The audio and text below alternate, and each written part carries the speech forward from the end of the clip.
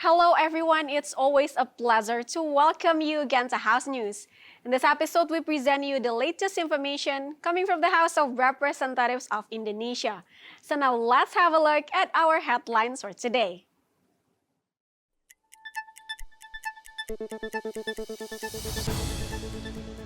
A running event was held by BKSAP of the House to express Indonesia's support and solidarity to the freedom of Palestine.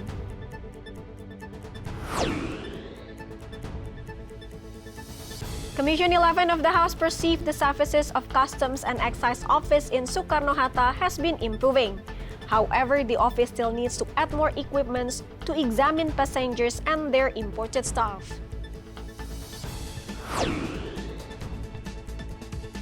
Bali Maritime Tourism Hub is expected to attract local and international tourists. Nonetheless, Commission 6 of the House urged Pelindo to build a proper relocation site for local fishermen boats so they will not be marginalized.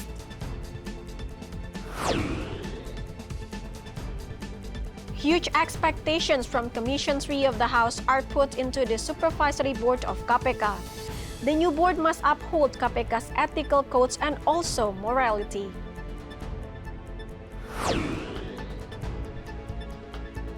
Over 1,000 students in Samosir Regency broke Muri records after presented Tortor Hatta Sopisik dance concurrently on the opening ceremony event in Waterfront Stage Apung, Danau Toba. The Committee for Interparliamentary Cooperation of the House recently held a running event to express Indonesia's concern and solidarity to Palestine. The chairperson of BKSAP of the House, Mardani Alisera, said that the running event is an active role to advocate the independence of Palestine. Furthermore, it also shows Indonesia's awareness regarding the life of Palestinians through diplomatic efforts. Kita ingin Palestina merdeka. Tapi jangan cuma kita yang elit, yang di eksekutif, Pak Prabowo luar biasa, di legislatif, Pak Ahmad Muzani dan Mbak Puan, kami di Badan Kerjasama Antar Parlemen. Tapi kita ingin menyadarkan masyarakat Palestina adalah masalah kita. Dan cara pendekatan yang baik dengan lari bersama. Karena lari bersama ini bahagia, sehat, tapi saat yang sama kita tunjukkan kepedulian kita kepada Palestina. The Vice Chairperson of BKSAP of the House, Muhammad Hussein Fadlullah, said the parliamentary sporting event is a form of compassion to support the freedom of Palestine, which is done by the member of the House and the employee of Secretariat General of the House. Besides, the event also organizes charity for the Palestinian. Saya rasa hampir seluruh masyarakat Indonesia menyuarakan hal yang sama, bahwasannya kita mendukung Palestina untuk menjadi negara yang merdeka. Ini adalah bentuk salah satu peduli kami di lingkungan DPR dan juga MPR untuk mendukung kemerdekaan daripada Palestina. Banyak kegiatan yang dilakukan selain bukan hanya berolahraga, tapi juga kita mendonasikan barang-barang yang nantinya dijual, nanti hasilnya akan disumbangkan untuk warga Palestina, seperti itu. Ajib and Julian, TVR Parliament Report. The Custom and Excise Office in Soekarno-Hatta Airport provides green and red lane for the passengers who bring imported goods in accordance to limit for duty and excise exemption. Commission 11 of the House observed that the monitoring and services of Main Customs Service Office or KPU in Soekarno-Hatta Airport is enhancing and complying to the international standards. The chairperson of Commission 11 of the House, Muhammad Misbakun, said, although the services in Soekarno-Hatta Customs Office are improving, the office needs to equip more installations to examine the passengers and their imported stuff, especially during peak season. Soekarno-Hatta's Custom and Excise is also suggested to maximize the synergy with its stakeholders, which involve in airport management, so that the passengers arriving from abroad do not have to wait long for their luggage at the conveyor belt. Thus, public services must be prioritized over commercial services. Menurut saya, standarnya sudah following the international standard. Memang ada beberapa peralatan, misalnya X-ray dan sebagainya, tapi saya melihat sudah memenuhi kapasitas. Walaupun pada tingkat peak-nya itu juga masih dibutuh penambahan. Tapi kalau lagi slow kan nanti jadi idle. Nah inilah yang menurut saya tinggal bagaimana mengatur shifting antara pada saat peak, bagaimana mereka mengatur manajemen human resources-nya, manajemen lalu lintas orang yang bertugas sehingga orang yang dilayani itu merasa terhandle dengan baik. Ms. Bakun also requested the Customs and Excise officers at Soekarno-Hatta prioritize a humanistic approach in serving the passengers arriving from abroad. Moreover, the elderly, without lowering the vigilance standards to passengers' belongings. From Banten Province, Nuki Tampu Bolon, TVA Parliament reports. Commission 6 of the House inspected the area of Bali Maritime Tourism Hub or BMTH in Benoa Harbor. The inspection is addressed to boost SMEs revenue and supports entertainment tourism potential in Bali Province. The chairpersons of Commission 6 of the House, Anggia Ermarini, stated that Bali Maritime Tourism Hub is a tourism program that can serve as a choice for both local and international tourists. She hoped that the presence of luxurious foreign vessel docking at Benoa Port will become an attraction for people around the world. Jadi sekarang yang saya katakan tadi bahwa sekarang Indonesia atau bukan Indonesia secara global lah semuanya masyarakat dunia itu yang namanya hiburan pariwisata itu menjadi kebutuhan primer.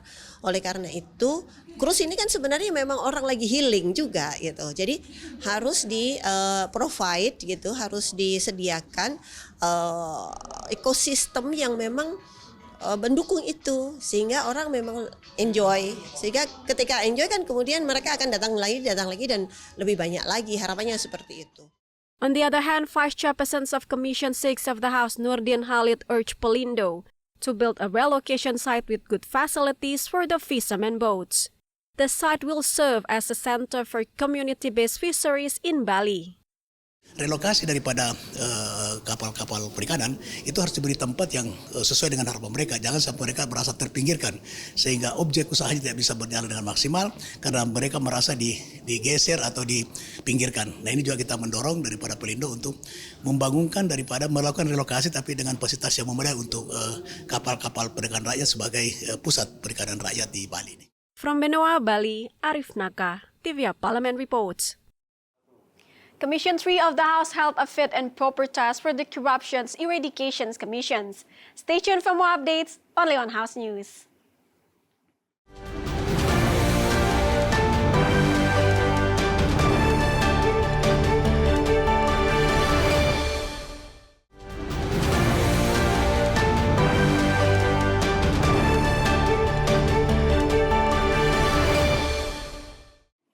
Commission 3 of the House held fit and proper task to the Supervisory Board candidates of KPK for 2024 to 2029 period.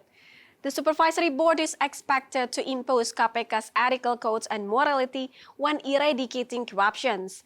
Additionally, the board is expected to be non-discriminatory while enforcing the law.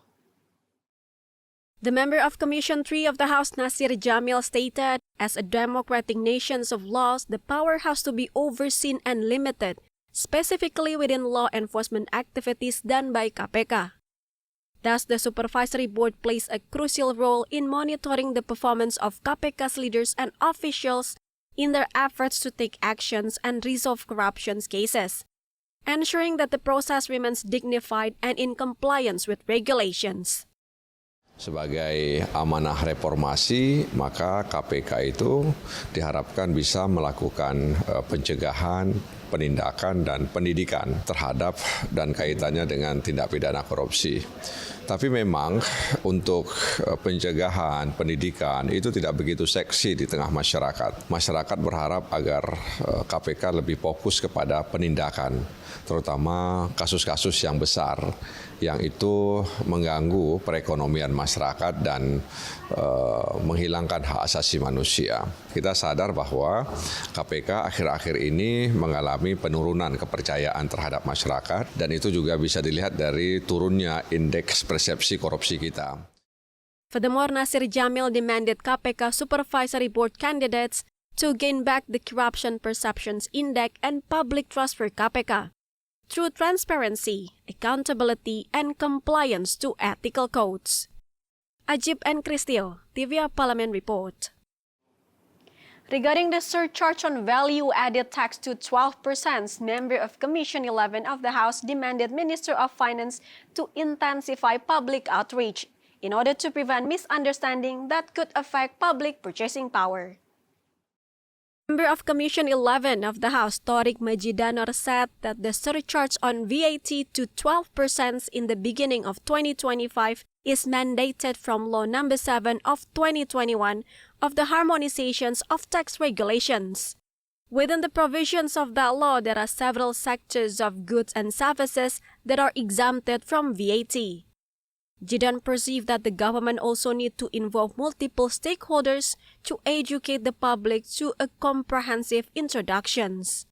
Thus, an introduction regarding VAT surge to 12% must be done on each tax office in every district. Saya memohon kepada Menteri Keuangan, artinya isu PPN ini harus diberikan satu pemahaman lagi melalui kantor-kantor pajak di tiap kabupaten kota yang ada di seluruh Indonesia untuk memberikan edukasi, sosialisasi, mengundang stakeholder terkait, mengundang Forkopimda, mengundang kemudian para narasumber yang cukup mumpuni, kemudian mengundang pelaku-pelaku usaha, kemudian mengundang sektor-sektor lain yang ada kaitan dengan ini untuk diberikan sekali lagi pemahaman supaya mereka paham pemerintah ini sangat pro dengan rakyat. Jadi bukan semua sektor yang dinaikkan, tetapi hanya beberapa sektor kesehatan itu juga tidak dikenakan kenaikan pajak ini. Ada lagi sektor pendidikan, ada lagi sektor kebutuhan bahan pokok, ada lagi sektor transportasi, sektor sosial. The Ministry of Finance projects that the 12% VAT increase could contribute an additional 250 trillion rupiah in state revenue annually. The fund will be allocated to build infrastructures, education, and health services. Jidan optimistically said that with massive socialization and strategic measures, the 12% VAT surge policy can be accepted without causing public unrest. Adila and Umam, TVA Parliament Report. We still have more interesting information, this time coming from the Indonesians' heritage and culture. Stay tuned to House News.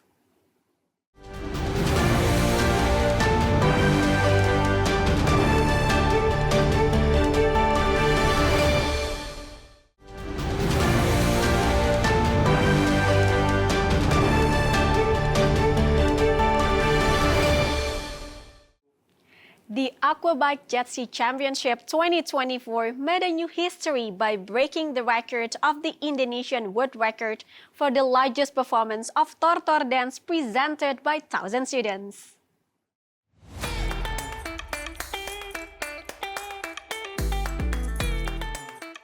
The performance became the highlight in the series of the Lake Toba People celebrations, which also welcomes the arrival of more than 100 international jet ski racers competing in the world-class competitions.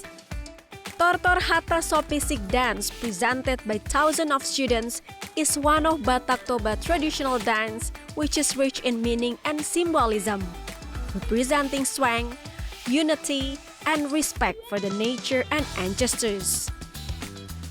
The students wore Bataknis traditional attire and enthusiastically danced all along, showing their pride in the cultural heritage that has been passed down to generations by their ancestors. Through this colossal performance, the people of Samosir have successfully demonstrated their commitment to preserving local culture, while simultaneously introducing the rich Batak Toba heritage to the international world. With an expected 180 million global impression from this event, the Aquabike Jet Ski Championship 2024 is hoped to further establish Lake Toba as one of Indonesia's leading tourist destinations, rich in culture and extraordinary nature potential. The success of breaking the Indonesian world record is not just a prestigious achievement, but also a symbol of spirit of unity among the people of Samosir in preserving and celebrating their cultural heritage. The performance proved that Batak Toba culture is still very much alive, and still growing amidst rapid modernity. The dance performance also inspired a lot of people, both in local and international level. Rumah Radak, the traditional house of Dayak tribe in West Kalimantan, becomes one of the largest traditional house in Indonesia and also iconic landmark of Pontianak after Tugu Katulistiwa. The traditional house is located in a cultural village complex in Jalan Sultan Syahril, Kota Baru, Pontianak, West Kalimantan. It officially opened in 2013, and up until now, the Rumah Radak not only becomes the center of pride for Dayak community, but also as a strong cultural symbol for West Kalimantan province. As a house which reflects Dayak tribe traditions, Rumah Radak has a unique design and function. With rumah panjang structure distinctive to the Dayak tribe, Rumah Radak can be functioned as a dwelling for multiple families within a single large structure. Every rumah panjang in the village are designed to foster a sense of togetherness and retain the solidarity among community members. The Ministry of Tourism urges Rumah Radak to become the main cultural tourism destination in West Kalimantan. Besides traditional house, Rumah Radak also functions as a center for the preservation of Dayak culture, where various cultural activities and traditional ceremonies are frequently held. With a capacity of up to 600 people in the main hall and additional facilities such as an amphitheater and a hall that can accommodate even more visitors, Rumah Radak serves as a venue for various cultural art performances, including traditional dances, Dayak music, and ceremonial rituals that attract both local and international tourists. Rumah Radak also give positive impacts on the tourism in West Kalimantan, notably Pontianak. Its existence attracts a lot of tourists who want to delve into Dayak tribe culture and traditions. Moreover, for the tourists, there are also various souvenirs unique to Rumah Radak. The visitors also able to watch numerous cultural performances which are often held within the Rumah Radak complex. Besides, this culture site also has cultural festival, seminar, art exhibitions, and the celebrations of major Dayak traditional holidays. As a cultural landmark, Rumah Radak not only enriching the cultural heritage of West Kalimantan, it is also helping to introduce the beauty and cultural wealth of Indonesia to the world. The existence of Rumah Radak as a part of the cultural village complex, making it one of the leading tourist destinations in West Kalimantan that combines nature, culture, and history in one place. In spring 2025, Kansas City will open the first barbecue museums in the world. This museum is designed to educate the visitors through interactive exhibitions exploring the history, cooking technique, and a variety of barbecue flavors. Located in the famous Crown Center shopping complex, the museum will occupy a space of 4,223 square feet. The visitors will be invited to explore the essential elements of the barbecue world, such as types of meat, spices, wood, fire, smoke, and sauce selections. The interactive exhibition will also delve into the history and style of barbecue from different regions. Hence, it will provide deep insight into the uniqueness of cuisine that has become global. The museum also has a souvenir shop which sells the sauce, spices, and various items with barbecue theme. Furthermore, the visitors who want to enjoy the barbecue can visit Burn and Barbecue Restaurant, which located in the first floor of Crown Center. Here, the visitors are able to taste burnt ends, the burnt brisket cuts, a signature dish of Kansas City that has now become one of the local culinary icons. Kansas City is known for having more than 100 local barbecue restaurants, and becomes the annual host of World Series of Barbecue. With the presence of this museum, the city further solidifies its position as a leading barbecue hub where the grill meat lovers gather and celebrate the richness of culinary traditions that have developed over decades. And that information wraps up our house news for today. I'm Reni Minariu and all the crew. Thank you for watching. We'll see you again next time.